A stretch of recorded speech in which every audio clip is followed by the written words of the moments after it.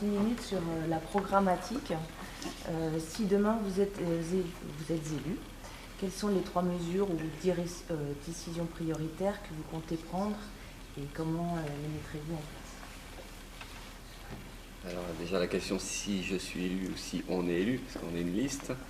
Et d'ailleurs c'est un peu la conception qu'on a, une conception plus collective que peut-être d'autres listes et d'autres candidats. C'est qu'on ne raisonne pas chef de liste et puis derrière une troupe, on est un collectif en fait, hein, qui est pluriel, un peu comme vous d'ailleurs, hein, avec des syndicalistes, des militants politiques, des gilets jaunes, des militants associatifs, certains ou certaines qui sont organisés nulle part. Voilà, donc on a décidé de mener une bataille ensemble à ces municipales-là pour en fait se faire le relais des combats sociaux actuels, hein, retraite, y compris le mouvement des Gilets jaunes, et puis tout le ras-le-bol qu'on avait sur plein de sujets. Donc on est un groupe et on essaie de formuler ensemble une politique, et donc un programme.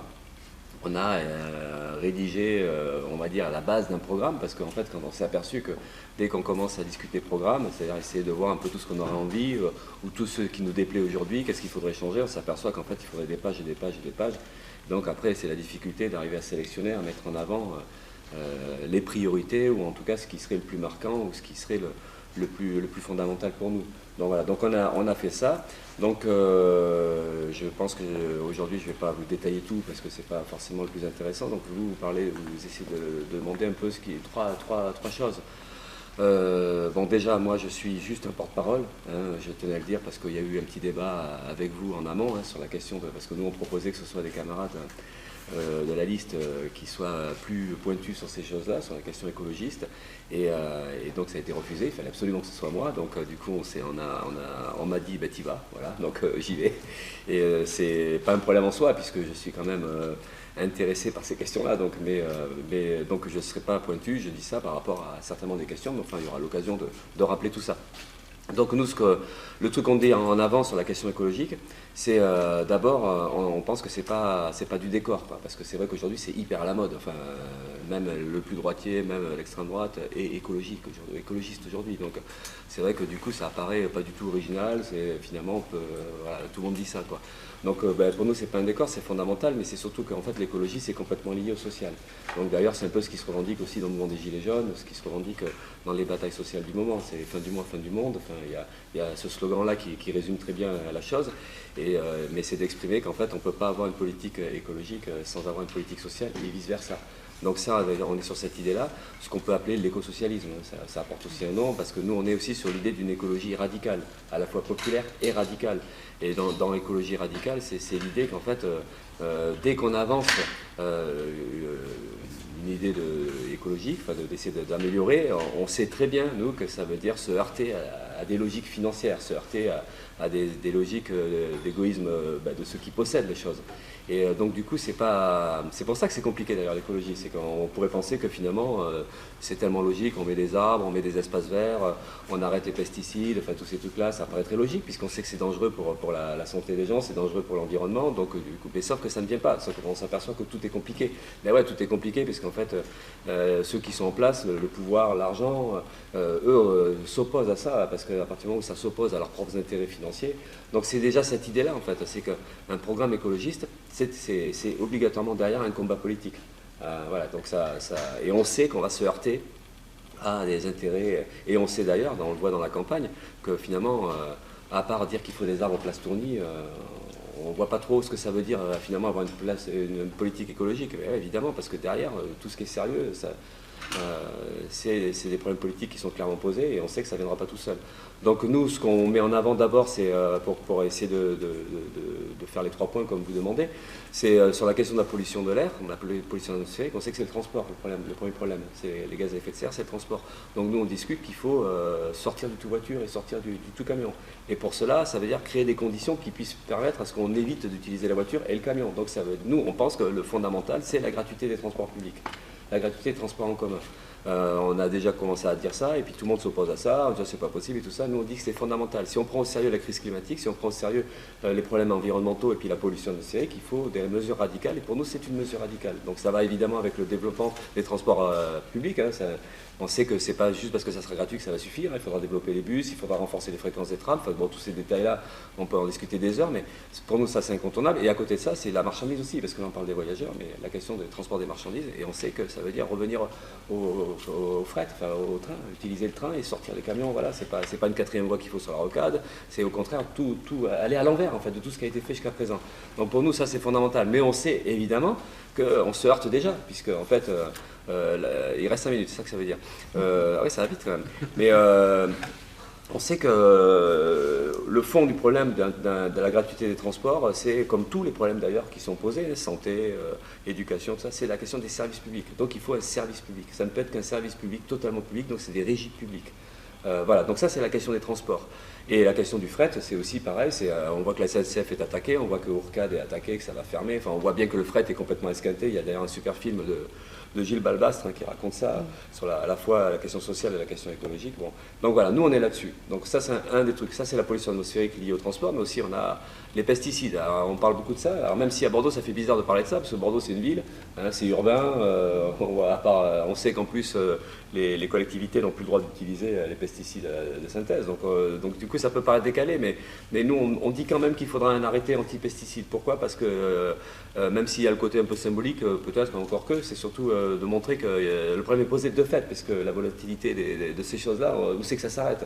Donc en fait c'est de dire, bon ben là il y a un danger pour la population, donc il faut prendre des arrêtés, il faut prendre une politique de suite, et donc essayer d'encourager tout le monde à faire ça. Donc il y a Bordeaux et puis tout autour dans l'agglomération. Donc nous, on est pour des politiques radicales là-dessus. Et là aussi, on sait que ça posera un problème parce qu'on va se heurter à la FNSEA, on se heurte aux logiques agro-industrielles, la productivité, le productivisme, enfin tout ça. Donc là aussi, ça sera un bras de fer. Mais bon, c'est un combat politique qu'il faut mener. Pour nous, ça, c'est fondamental. Et l'autre aspect écologique, c'est ce qu'on appelle, bon, le terme est un peu bizarre, c'est l'artificialisation des terres. Enfin, c'est le bétonnage, en fait. Donc nous, on est contre la spéculation immobilière. Dans quel sens? C'est ce côté-là. C'est catastrophique. Enfin, il y a Ginko, tout ça, même du côté de la gare. Enfin, il y en a, ils sont admiratifs du Bordeaux nouveau. Enfin, nous, on fait partie de ceux qui ne sont pas du tout admiratifs, qui sont même assez écœurés, désœuvrés des constructions de partout, des destructions à la fois des quartiers populaires d'avant. Ce même Bacalan, à la limite, on pourrait être nostalgique de ce que c'était avant. Je ne parle pas de la lumineuse forcément, mais Belsier, on pourrait préférer ce que c'était avant. Là, ce qui pousse dans tous les sens, c'est à la fois moche esthétiquement, et puis on sait que c'est du bétonnage, c'est du n'importe quoi, c'est une occupation d'un espace qui ne correspond pas du tout à quelque chose qui pourrait être utile à la population. Donc on est là-dessus, une opposition totale à ça. Donc ça veut dire derrière aussi des capitalistes comme Pichet, Eiffage, tous les constructeurs, les promoteurs. Donc voilà, à chaque fois qu'on a une idée qui essaie de répondre à un besoin environnemental, on sait qu'on va s'opposer à des logiques financières et à des groupes financiers qui eux vont pas accepter ça. Donc c'est à chaque fois une bataille politique. Voilà. Donc je sais pas, j'ai pas tout abordé, mais je crois que j'ai un peu l'essentiel. Sur la participation citoyenne, nous allons vous exposer une situation qui a eu lieu à Bordeaux. Dans le cadre du projet de réhabilitation de la place Gambetta, la municipalité a décidé de l'abattage de 18 marronniers, sains et parfaitement adaptés à leur environnement, le 22 novembre 2018, à l'aube, autant dire dans le dos des citoyens. Elle l'a fait en dépit de l'avis des experts, en dépit de l'avis des citoyens, majoritairement opposés au projet. Ils ont exprimé leur opposition lors des procédures réglementaires de concertation, en dépit de la mobilisation citoyenne massive et liguée pour tenter de sauver les arbres, en dépit de pétitions lancées par le collectif Les Marronniers de Gambetta qui a recueilli 11 000 signatures, en dépit des 2 contre-projets que le collectif a formulés et qui épargnaient les arbres, en dépit des marches, des dizaines d'articles, des sujets TV diffusés sur la question.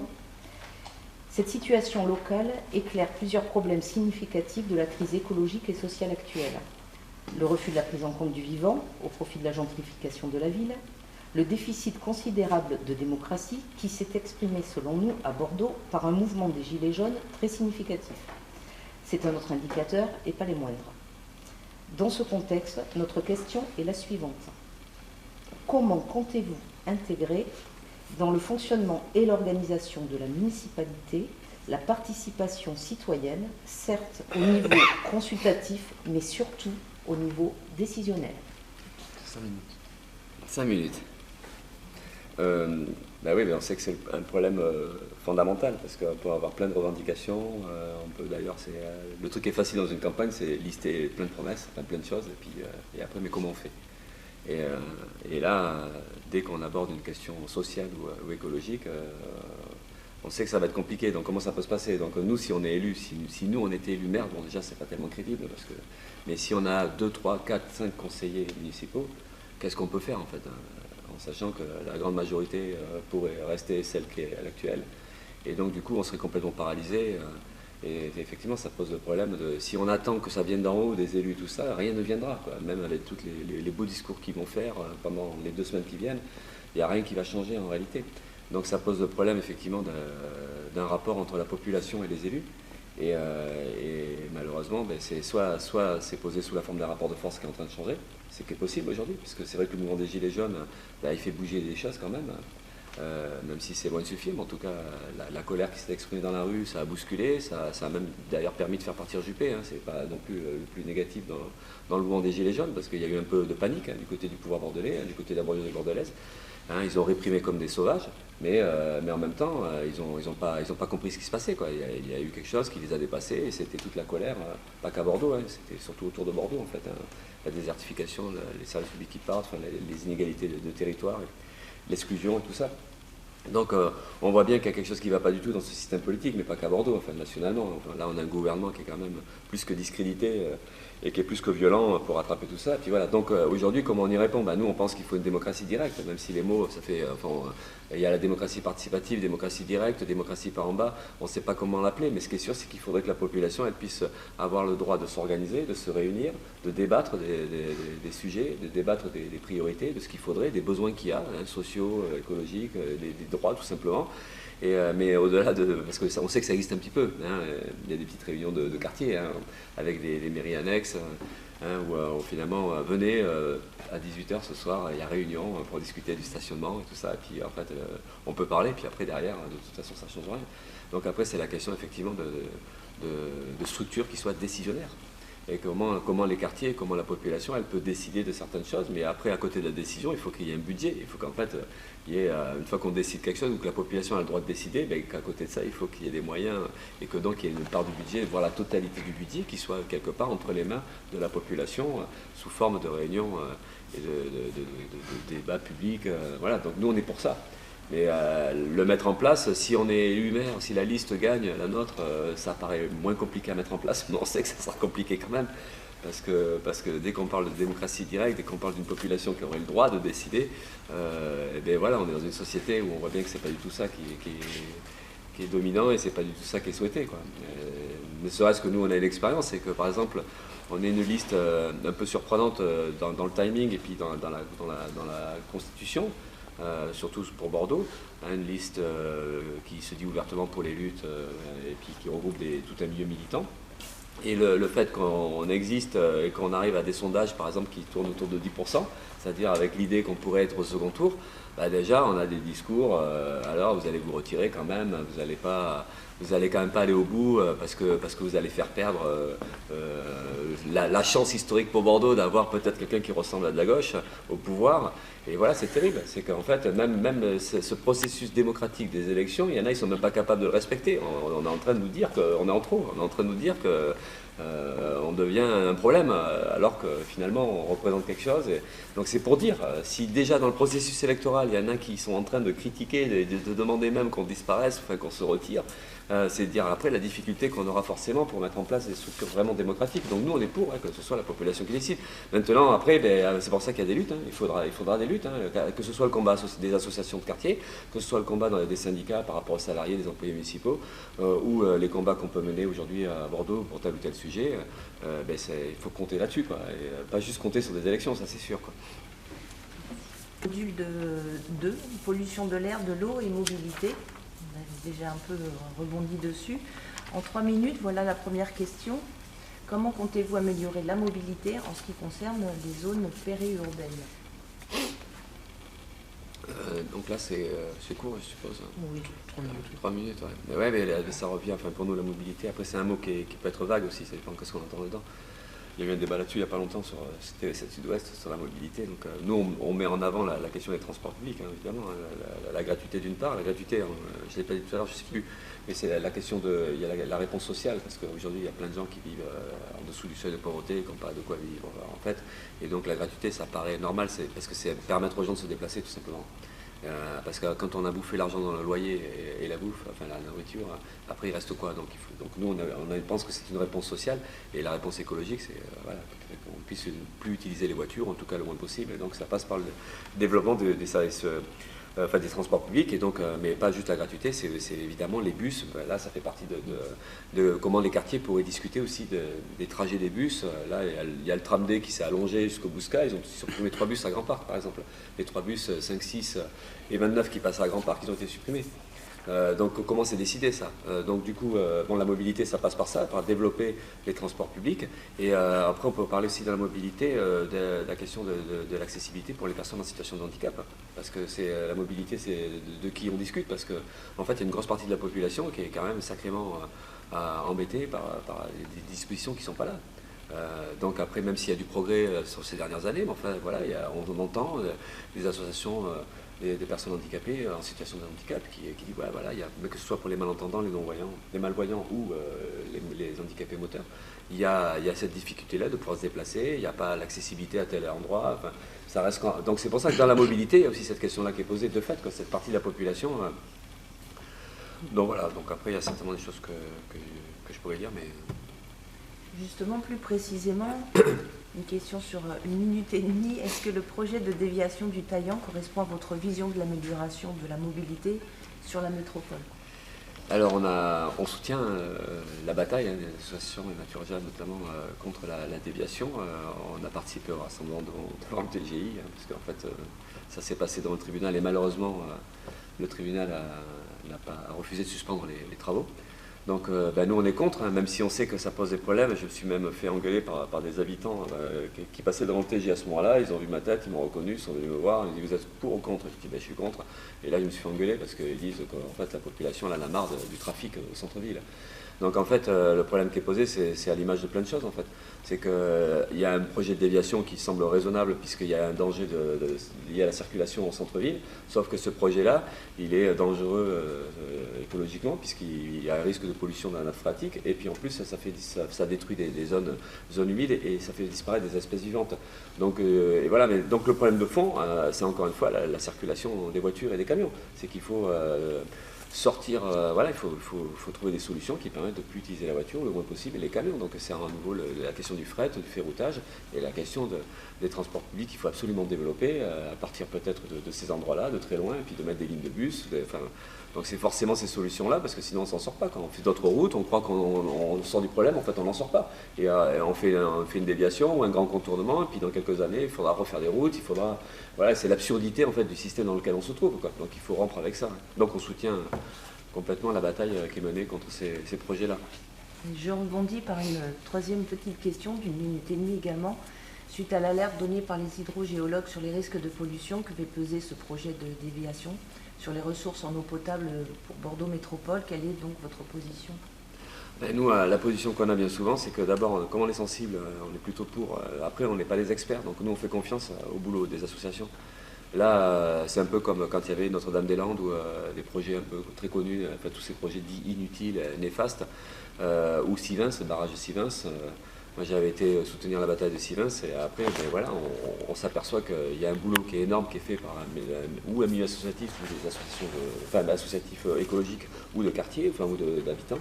On s'aperçoit que le boulot est énorme et on fait confiance, quoi. Voilà, et donc on s'appuie sur cette expertise-là, voilà, comme plein de sujets. Donc nous, on n'a pas la prétention de savoir mieux, mais par contre, on est disposé à soutenir le travail qui est fait. Et puis donc, du coup, mais parce que au départ, on est évidemment sensible à ces questions-là, et on pense que ces travaux-là sont énormes. Et puis on s'aperçoit à chaque fois que l'État ou les collectivités, ils font jamais ce boulot sérieux. En fait, ils se lancent dans des travaux, dans des projets, sans avoir rien travaillé sérieusement, sans avoir rien étudié.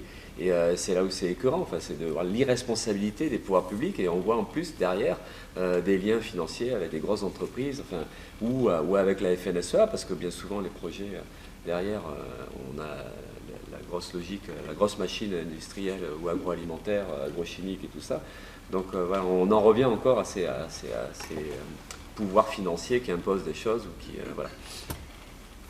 Je continue sur le même thème. Quelles solutions pratiques envisagez-vous pour protéger les ressources en eau de Bordeaux et de sa métropole? Vous avez 3 minutes.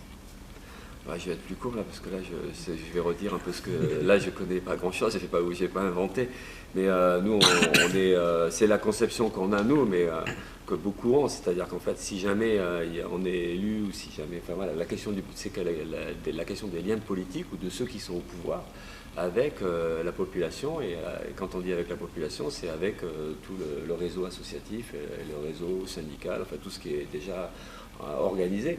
Donc forcément, la meilleure façon d'avoir une politique qui corresponde aux besoins, enfin qui répondrait aux besoins ou qui correspondrait à ce qu'il faudrait faire, c'est forcément en lien avec ce bout associatif-là. Donc la question de l'eau, la question de la pollution, même sur plein de sujets, même des appartements à chauffer, pas chauffer, à isoler, pas isoler, enfin, toutes ces questions-là, on sait qu'il y a partout de toute façon des gens qui bossent là-dessus, on sait qu'il y a la réponse, ou en tout cas on sait qu'il y a les pistes de travail qui sont là pour pouvoir aller dans le bon sens. Donc c'est un peu ce rapport-là qu'il faudrait arriver à chaque fois à mettre en place, c'est que 2 minutes c'est bon, je ne vais pas les atteindre, à moins que ce soit 2 secondes.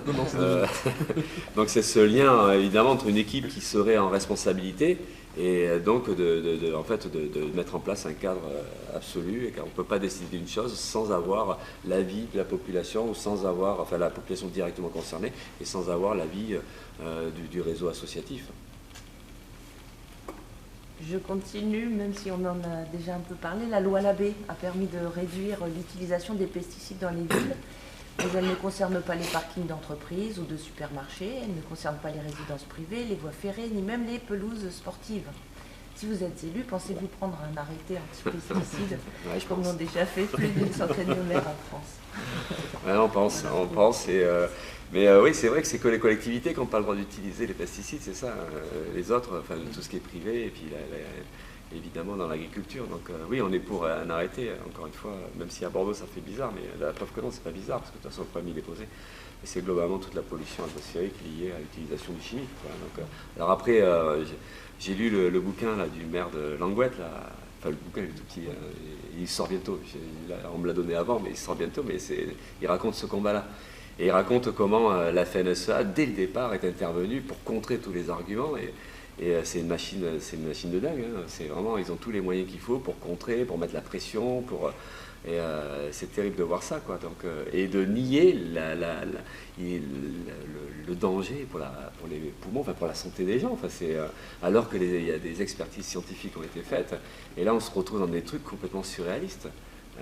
Et donc, du coup, là, il y a un sacré combat à mener. Donc, c'est pour ça que même à Bordeaux, c'est important qu'il y ait des grosses villes qui défendent ça et qui le popularisent, enfin, qui sensibilisent, quoi, parce qu'en fait, il y a un véritable danger. Mais là, on parle de pesticides, mais après, il faut discuter un peu de tout dans ce domaine-là, de l'agriculture, mais pas que de l'agriculture. Et là, voilà, ce que je voulais dire, c'est ça, c'est que dès qu'on discute de ça, on est traité d'attaquer les agriculteurs. Enfin, c'est ce qu'ils appellent l'agribashing. En fait, dès qu'on fait un truc, allez, bim, on est dans la case de celui qui... C'est comme quand on critique les médias, on fait du média bashing, enfin, on n'a plus le droit de critiquer finalement. Donc évidemment que c'est la critique dans le fond de l'agriculture productiviste. Donc il faut changer de modèle. Et c'est la FNSEA avec son modèle capitaliste qui enfonce les paysans dans la misère. Et puis ce sont ceux qui critiqueraient les pesticides qui seraient responsables de la misère des paysans. Enfin, alors que nous on est pour, justement, ça n'a pas été discuté, mais on est pour l'autonomie alimentaire. Nous on serait pour qu'il y ait la paysannerie, des maraîchers qui se redéveloppent autour des grandes villes, même au sein des villes, des jardins ouvriers, tout ça, on est pour ça. En fait, donc du coup, ça serait une bonne réponse aussi à la FNSEA, et puis d'en appeler aussi à la conscience des paysans. Voilà, donc qu'à un moment donné, ils changent de modèle, et que nous, on a des solutions qui sont plutôt pas mal. Une dernière question donc, sur les modules pollution, air, eau et mobilité. Il existe des réglementations relatives à l'usage de la publicité, notamment le règlement local de publicité intercommunale de Bordeaux Métropole. Pensez-vous qu'il soit suffisamment bien appliqué? Et sinon, quelles mesures prévoyez-vous pour les faire respecter en termes d'usage de publicité? La publicité, c'est la publicité qu'on voit, pas forcément lumineuse, pas forcément électrique, toute la publicité. Toute forme, ouais. Là, je ne sais pas l'arrêter, je ne suis pas au courant, mais ce qu'on voit, c'est qu'on se plaint beaucoup des des tags dans les manifs. Enfin, les gens se plaignent beaucoup des tags, mais en fait, le plus horrible, c'est les grosses publicités de partout. Là. Il y en a une, là, c'est Place de la Bourse, c'est catastrophique. Bon, il y a un activiste qui a peint le coca rouge sur Brad Pitt, là, vous avez vu, là. Visiblement, ils l'ont topé, enfin, je sais pas, mais non, donc du coup, tant mieux. Mais non, mais c'est écœurant, ça. Et quand on nous fait la leçon sur vous dégueulasser quand on colle un autocollant en manif sur un parc-mètre, ou un eurodator, on ne dit plus parc-mètre, mais...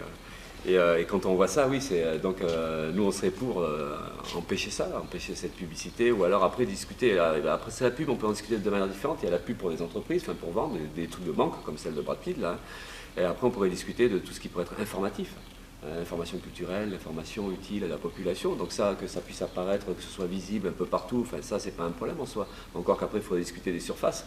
Mais des pubs comme ça, c'est écœurant, quoi. Donc il y a cet aspect-là, quoi. Évidemment, on a envie de tout balayer, on a envie de tout arracher, on a envie de tout enlever, parce qu'en plus, la place de la Bourse, je ne vais pas faire celui qui est pour les beaux monuments de Bordeaux, mais enfin quand même, on gâche un peu la place, surtout vu de là. Vu de là, c'est quand même... Et après, il y a la publicité lumineuse, qui, elle, pose un autre problème, hein, la pollution du point de vue de la consommation des énergies, quoi, du point de vue de ce que ça a comme conséquence, quoi. Donc du coup, enfin voilà, nous on serait pour, et là encore, s'appuyer sur tout un boulot d'associations, de gens qui luttent contre cette publicité-là, et donc faire du lien, et finalement l'expertise elle est là, quoi. Donc nous on ne ferait que porter ce qui est défendu par ces associations-là. Merci. Nous passons maintenant au module urbanisation et artificialisation des sols. Alors, une question un petit peu longue encore. Après plusieurs années d'urbanisation galopante et effrénée, qui ont privilégié les décisions bradant des grands fonciers publics, favorisant in fine la spéculation immobilière plutôt que l'accès au logement pour tous, la standardisation des nouveaux quartiers et l'obsolescence programmée de ces derniers, plutôt que la haute qualité de vie, l'artificialisation des sols quasi systématique plutôt que la place laissée à la nature en ville, seriez-vous prêt à la mise en place d'un moratoire sur les grandes opérations? Quelle serait votre politique afin de réinventer un modèle de développement urbain prenant en compte ces enjeux sociaux et écologiques au sein d'une ville plus aimable? Plus généralement, au regard d'une part de l'objectif nationalisation zéro artificialisation nette et d'autre part de l'instruction gouvernementale du 29 juillet dernier relative à l'engagement de l'État en faveur d'une gestion économe de l'espace, comment prévoyez-vous d'appliquer ces objectifs à l'échelle de la ville? Donc, moratoire et artificialisation des sols. Qu'est-ce qu'il faut que je lise ou pas, non? Si c'est trop long pour vous. Donc, il y a deux questions. La mise en place d'un moratoire sur les grandes opérations de construction immobilière et comment prévoyez-vous d'appliquer les objectifs de zéro artificialisation nette à l'échelle de la ville? Ben là, je vais redire peut-être des choses qui ont déjà été dites, quoi. C'est que de toute façon, cette question-là, c'est une question de rapport de force, quoi, parce qu'on n'imagine pas s'opposer à les choses qui se passent là en ce moment, les constructions de partout, sans que c'est pas juste une liste qui arrive et qui change tout. Voilà. On imagine bien que derrière, ça pose d'autres problèmes de confrontation avec un système qui est en place, avec des forces économiques qui sont en place, des puissances de l'argent. Donc du coup, c'est toujours difficile de dire, enfin nous on serait tenté de dire, voilà, on est anticapitaliste, on est des militants, donc on arrive et puis tout ça, ça va changer. On sait que ça sera plus compliqué que ça. Ça pose forcément le problème d'une population qui se mobilise. Donc il y a la question de l'artificialisation, c'est, je crois que vous l'avez dit au début, il y a la question de la gentrification avant. Nous on voit ça à Bordeaux, mais ça existe partout. C'est qu'en fait, ce qui est terrible, c'est que les riches, ils bouffent tout, quoi, tout l'espace. Ils n'avaient pas assez du centre-ville de Bordeaux, il faut qu'ils bouffent les quartiers populaires. Et ils s'installent, ou en tout cas, ils essaient de s'installer, d'occuper de plus en plus de surface. Et donc, on est dans un processus d'exclusion des plus pauvres, puis d'exclusion des plus modestes. Et puis voilà, et donc on le voit avec la gare, on le voit, même si c'est pas des quartiers riches, parce que Ginko, par exemple, c'est pas des quartiers riches, mais bon, enfin, ils en font n'importe quoi en plus. Et donc, du coup, ça pose le problème déjà d'une bataille politique, que notre espace, on se le garde. On ne voit pas pourquoi on se ferait bouffer ce qui est historiquement les quartiers populaires de Bordeaux. Parce qu'après Bordeaux, alors évidemment de l'extérieur, même moi on me dit, c'est une ville bourgeoise, une ville de droite, mais c'est une ville bourgeoise de droite, ok, il y a une vitrine, il y a la bourse, il y a le grand théâtre, on a la vitrine bourgeoise de Bordeaux, on sait que Bordeaux c'est une histoire évidemment d'une bourgeoisie bordelaise, en plus esclavagiste, colonialiste, enfin voilà, donc il y a tout ça, mais Bordeaux c'est pas que ça, c'est aussi une ville ouvrière, hein, même si ça a été effacé, même si ça... évidemment, on a 70 ans de Chaban-Juppé, donc tout le monde croit qu'il n'y a pas un ouvrier ou pas un pauvre dans Bordeaux, mais si.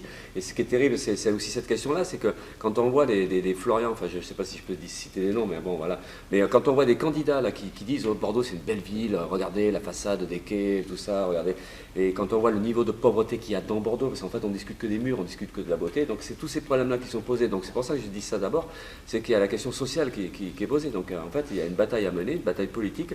Nos quartiers, il faut qu'on se batte pour les garder. Donc ça, c'est déjà tel que c'est, sans parler de la spéculation immobilière, sans parler de la bétonisation autour.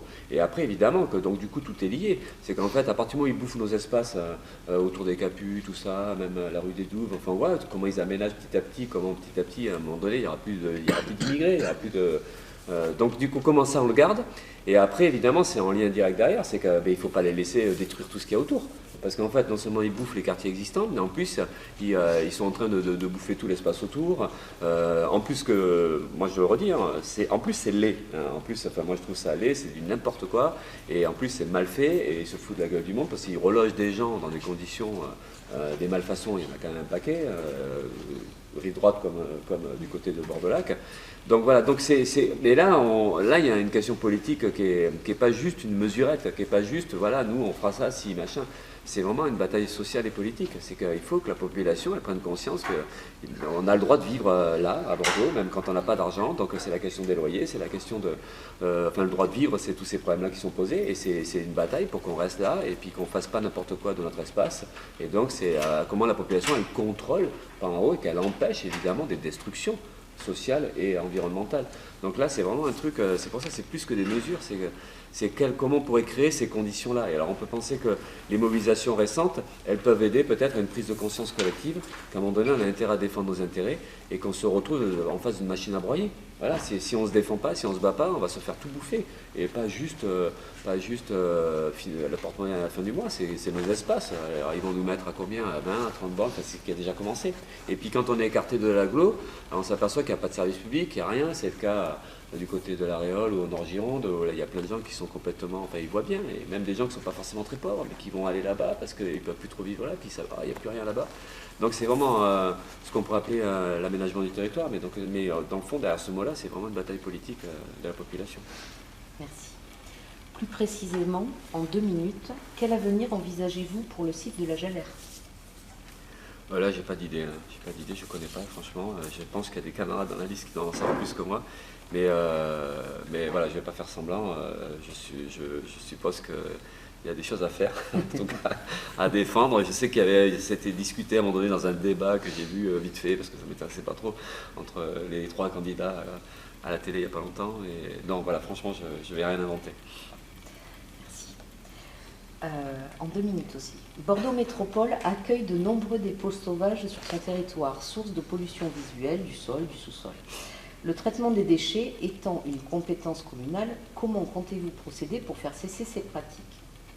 En particulier, le 10 février 2020, la loi relative à la lutte contre le gaspillage et l'économie circulaire renforce vos pouvoirs de police en la matière avec un certain nombre d'outils dissuasifs et coercitifs dès le début de la procédure. Allez-vous appliquer ces dispositions législatives en mettant en œuvre ces nouveaux outils? Pour exemple, allez-vous appliquer des amendes forfaitaires dès l'étape de mise en demeure, habilitation de nouveaux agents verbalisateurs et renforcement des moyens, mise en demeure du titulaire du propriétaire d'un véhicule épave? Voilà, ça ce sont des exemples de ce que prévoit cette loi. Ok, là on est dans des trucs très précis. Pareil, je ne vais pas être très long du coup, hein, parce que moi je pense que, mais c'est comme beaucoup, on en revient un peu au même sujet, c'est pas une manière de s'en sortir, hein, mais c'est que pour plein d'exemples concrets, les meilleures décisions à prendre dans une commune, c'est en lien forcément avec à la fois les quartiers, les populations organisées, et là où il y a un tissu associatif et des gens qui se battent sur ces sujets-là, sur la défense de l'environnement et tout ça, c'est déjà beaucoup plus facile. Je pense que toute la politique, la meilleure façon de l'appliquer, c'est ça, c'est de s'appuyer sur les gens qui sont concernés directement. Et là, a priori, évidemment, il y a des choses à faire. C'est un peu comme les arrêtés. Enfin, le rôle du maire, c'est vrai que le maire lui-même, pas le conseil municipal, en plus le maire, il a des pouvoirs supplémentaires, il peut lui-même décider tout seul en ce qui concerne la santé de la population. Il peut prendre des décisions, effectivement, qui sont autoritaires. Mais donc, nous, on est pour, effectivement. Mais alors, après, c'est la discussion du lien avec le conseil municipal, d'une part, et puis les associations. Mais nous, on est pour qu'il y ait des choses qui soient assez radicales aussi dans ce sens-là, quoi. Merci. On va passer au module 4, l'avant-dernier, on va dire, éducation, sensibilisation. Alors en 3 minutes, au 1er janvier 2022, les services de restauration des établissements devront proposer au moins 50% de produits de qualité et durable, dont au moins 20% de produits biologiques.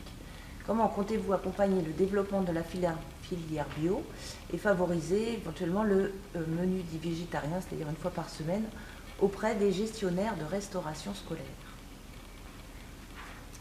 Ok, mais donc nous on est pour toutes ces avancées-là. Maintenant on pense qu'il faudrait faire plus, quoi. Il y a aussi, on parle des cantines, donc il y a les cantines sans plastique, enfin, il y a pas mal de choses qui sont liées à la protection à la fois de l'environnement et la protection de la santé, quoi, là, des enfants. Donc on est pour aller dans ce sens-là. Donc là aussi, c'est s'appuyer sur tout le boulot. Il y a pas mal d'associations quand même qui militent sur ces questions-là. Les repas bio dans la semaine, combien. Et puis après, le bio, ça pose le problème des circuits courts. Donc du coup, parce que ça suffit pas de dire il faut du bio, c'est est-ce qu'on peut pas aussi créer les conditions que ce bio-là, il vienne juste à côté, donc de redévelopper des cultures maraîchères autour de Bordeaux, dans les jardins ouvriers, c'est ce que je disais tout à l'heure. C'est intéressant, en fait, une fois qu'on a une politique qui va dans ce sens-là, comment on arrive à faire le lien avec les autres problèmes qui sont posés. Donc c'est la question de l'espace qu'on discutait juste avant, l'espace qu'il y a dans Bordeaux. On peut aussi en garder une bonne part pour ça, pour cultiver, et alimenter directement les cantines. Après, la question des cantines, c'est aussi la question des cuisiniers, des cuistots, enfin voilà, que ça soit fait sur place. Et donc c'est la question aussi du public. Il ne faut pas qu'on laisse ça au privé, parce que la Sodexo, enfin tous ces trucs-là, ça prend enfin voilà, c'est comme partout, quoi. On est dans des processus de privatisation, des processus de libéralisation et de malbouffe du coup, parce qu'on voit que tout ça, ça va avec. Donc ces questions-là, ça pose plein de problèmes en lien avec ça, et nous on est pour effectivement un vrai service public, et donc du coup avec en avant ces priorités-là. Mais la meilleure façon de maîtriser ça, c'est quand même encore une fois le service public. C'est que si on demande au privé de faire des choses alors qu'on sait qu'ils n'ont pas tellement envie, donc du coup c'est tout ça. Enfin voilà, moi je dirais qu'il y a plein de choses qui se discutent là-dedans, mais nous on est pour que ce qui commence, enfin les règles qui commencent à être dictées avec un repas par semaine ou machin, nous on est pour, mais aller évidemment beaucoup plus loin et plus vite, mais encore une fois en lien avec la bataille qui est menée par des associations, et puis en lien avec la remise en place de services publics. Merci. Une dernière question en 3 minutes, en fait composée en 2 fois. Avez-vous un projet pour transmettre la connaissance et le respect de la biodiversité dans nos villes? Quel type de coopération envisagez-vous entre la ville, les associations de promotion et de défense de l'environnement et les établissements scolaires, afin d'informer, de sensibiliser les citoyens, singulièrement les enfants, à la préservation du vivant? Nous, on est pour qu'il y ait du lien entre tout ça, enfin, entre justement une vraie équipe municipale qui serait soucieuse du bien-être de la population, et plus que du bien-être des bourgeois bordelais ou des actionnaires de telle ou telle entreprise. Donc ça suppose évidemment des liens très physiques et très étroits avec tout un réseau à la fois associatif, mais après on pourrait discuter du milieu culturel, des bibliothèques de Bordeaux par exemple, qu'elles jouent un rôle plus important, enfin les salles des fêtes, les salles de concert, enfin comment tout ça, ça pourrait être en plus en lien, et qui permettrait d'être des outils de culture, de connaissances, enfin voilà. Donc on est évidemment pour que ça fonctionne dans ce sens-là, quoi, de plus en plus. Donc, mais là aussi, enfin, de toute façon, même cette bataille culturelle ou de la connaissance ou de l'éducation, c'est là aussi des trucs qui ne viendront pas tout seuls, parce qu'il y a des tas de gens en haut qui qui ont entre les mains le pouvoir et puis qui méprisent tellement la population et puis qui considèrent tellement que la culture c'est pour eux et pas pour les autres, que la connaissance c'est pour eux, pas pour nous. Donc du coup, il y a une bataille pour se réapproprier tout ça. Mais c'est complètement lié avec la question de l'espace social, de l'espace, de la connaissance, tout ça. C'est à partir du moment où une population, elle subit et elle ne s'organise pas, donc du coup, on perd pied, et puis on n'a plus le contrôle de tout ça, donc c'est tout l'inverse qu'il faut. Et là, c'est au-delà d'une bonne équipe municipale, parce que même une bonne équipe municipale, elle ne pourra pas résoudre des tas de choses. Ça suppose qu'il y ait vraiment une volonté de se réapproprier ça, quoi. Donc c'est sûr que la culture, par exemple, ou la connaissance, l'éducation, la culture, ça fait partie des choses qui ne sont pas tellement discutées dans une campagne en général.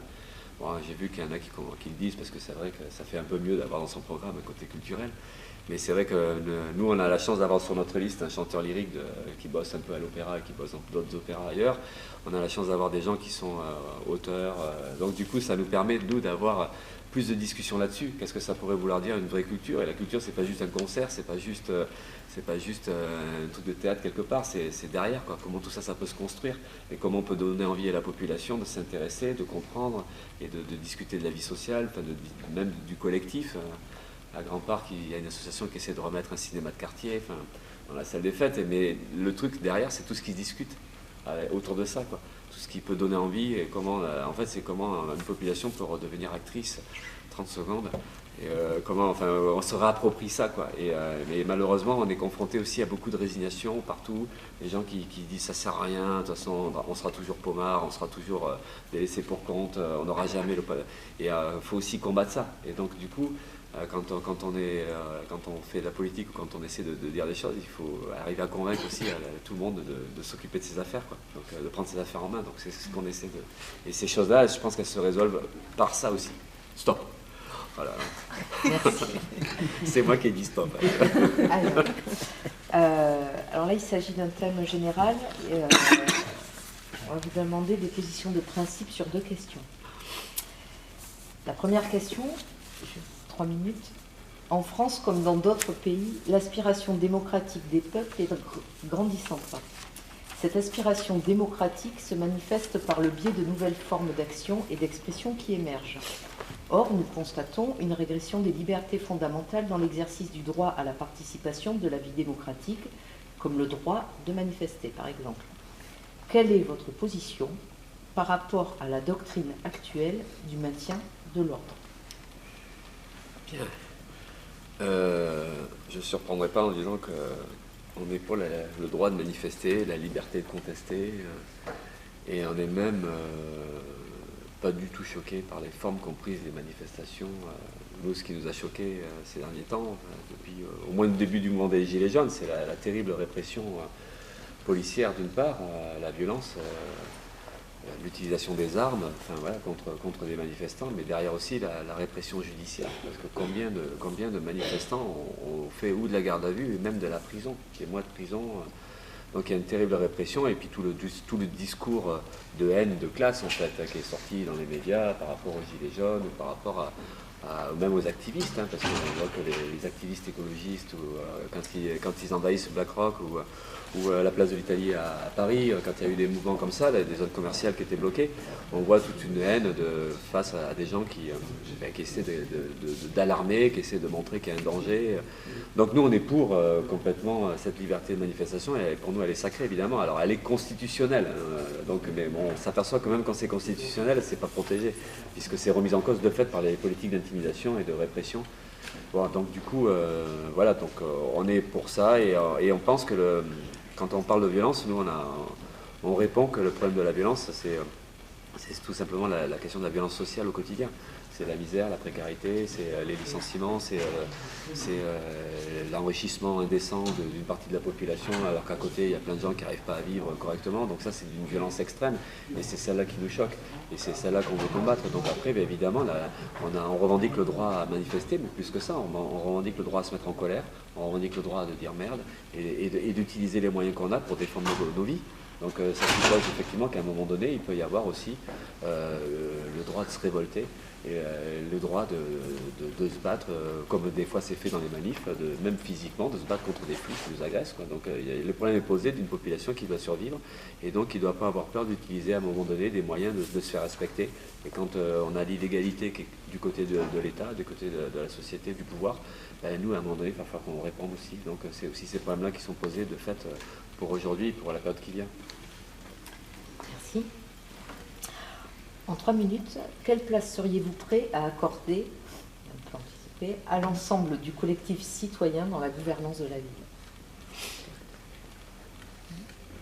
Donc le collectif citoyen, c'est ce que vous disiez au départ, c'est le collectif c'est ça qui regroupe une soixantaine d'organisations, c'est combien? Alors il y a tous les collectifs tous les citoyens. collectifs, d'accord. Ah oui, c'est pas juste, voilà. Ouais. Ben oui, mais comment on intègre? Ben nous, on pense que c'est forcément en gestion directe avec tout ce milieu-là. Enfin, alors on parle de collectif citoyen, c'est le milieu associatif, et puis on peut parler aussi des syndicalistes, quoi, parce que on sait que, ça on parle jamais dans une campagne municipale, mais il y a quand même pas mal d'employés municipaux, et leurs conditions de travail, leur précarité, leur salaire, donc c'est forcément en lien aussi avec celles et ceux qui se battent au quotidien pour défendre les intérêts de ces gens-là. Donc nous on est archi pour, enfin, on pense qu'il faut l'intégrer complètement, mais ça revient un peu à la première question, je crois, sur la question des cadres démocratiques, comment en fait on organise la vie de la cité en fait.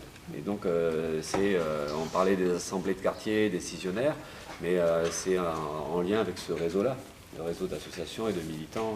Parce que dans la population, il y a deux catégories, on va dire. Il y a celle qui est déjà organisée dans des associations, dans des syndicats, et puis il y a celle qui n'est pas organisée du tout, quoi. Donc, et les assemblées, elles peuvent permettre de faire du lien aussi entre toutes ces personnes-là. Mais après, ça suppose quand même que la population, elle ait envie de s'occuper de ses affaires. C'est pas toujours... c'est pas parce qu'il y aura des assemblées de quartier, par exemple, qu'il y aura spontanément des centaines de gens de tel quartier, de telle rue qui vont dire « Ah ben oui, on va discuter, bon, il va falloir aussi donner envie ».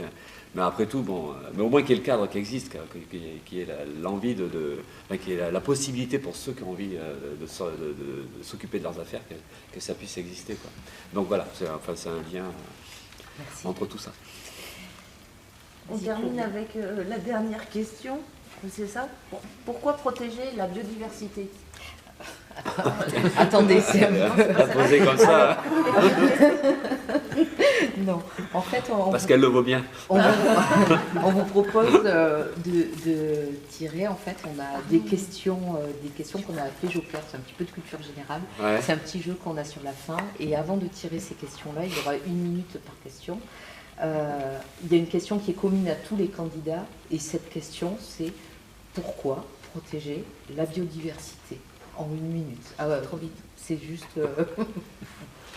Donc d'abord, voilà, piocher une petite question. Non, il faut je réponds à la biodiversité. Non, on répond d'abord à cette question et après... je sais pas, la question, qu'est-ce que je peux dire là-dessus? Ça paraît évident, mais...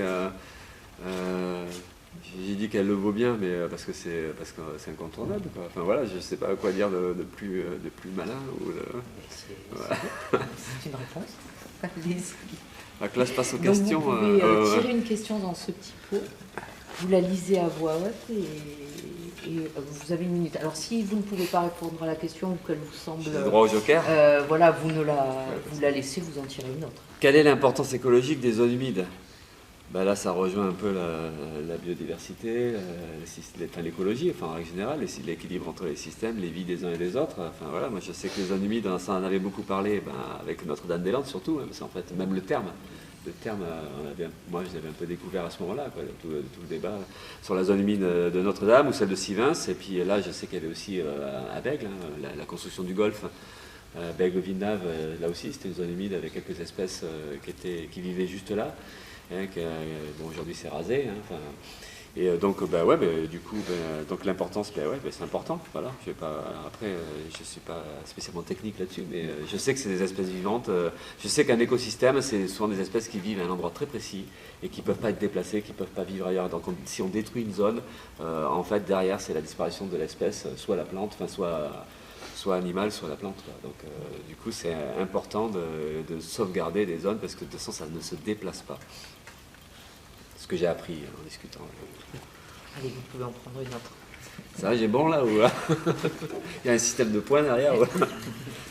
J'ai un peu l'impression de passer un examen des fois. Alors, quels sont les risques induits par la 5G et les TIC? Ah merde, les TIC, je ne sais pas ce que c'est. Les TIC, c'est... C'est les technologies de l'information et de la communication. C'est si c'était les ondes Wi-Fi, tout ça, c'est en lien avec ça. J'ai un ami qui me renseigne pour ça, en direct. Ben oui, donc là aussi, je sais qu'il y a des risques. On en a parlé hier, parce qu'hier on a fait une conférence de presse avec Loïc Prudhomme, qui est sur notre liste, qui est député du sud Bordeaux et de Bègles, et qui lui est vachement impliqué là-dedans, sur ces questions-là, de la dangerosité des ondes. Et donc il a à un moment donné parlé de la 5G en disant qu'il faut militer contre. Parce que voilà, on a déjà pas mal de structures en place, et donc s'il y a encore de nouvelles antennes relais plus puissantes, on sait que ça a des conséquences très mauvaises sur les cerveaux, sur la santé humaine, et notamment des plus jeunes. Donc du coup, nous on est positionné contre, mais c'est vrai qu'après je ne serais pas tellement capable de dire plus que ce que j'ai dit là sur le risque, la nature du risque. Je sais que c'est un risque sur la santé, quoi.